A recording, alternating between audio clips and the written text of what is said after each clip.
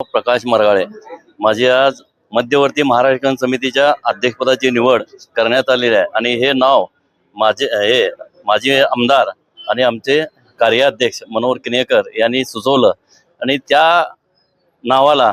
आमच्या सर्व सभासदांनी एकमुखी पाठिंबा देऊन आपले विचार व्यक्त केले आणि माझ्यावर त्यांनी जो विश्वास टाकलेला आहे त्या विश्वासाला तडा जाऊ देणार नाही आणि महाराष्ट्र क्रिकेट समितीची कुठल्याही प्रयत्न करणार नाही हे माझं एक बीजवाक्य आहे। दुसरं, जी सह्यांची मोहीम मराठी पत्रकार संघाने घेतलेली आहे त्या ह्याच्यात महाराष्ट्र क्रिकेट समिती म्हणून आम्ही जी काय त्यांना मदत करायची आहे ती पूर्ण मदत ताकदीनिशी करू आणि जो त्यांनी निर्णय घेतील मराठी पत्रकार संघ त्या पत्रकार संघाच्या पूर्ण पाठीशी आम्ही राहू। त्यांनी जिथं बोलवतील त्या ठिकाणी आपण स्वतः जाऊ आणि तो कार्यक्रम यशस्वी करण्यासाठी आम्ही प्रयत्न करू। आणि नजीकच्या काळात आपला जो एक मोर्चा स्थगित ठेवलेला आहे सध्या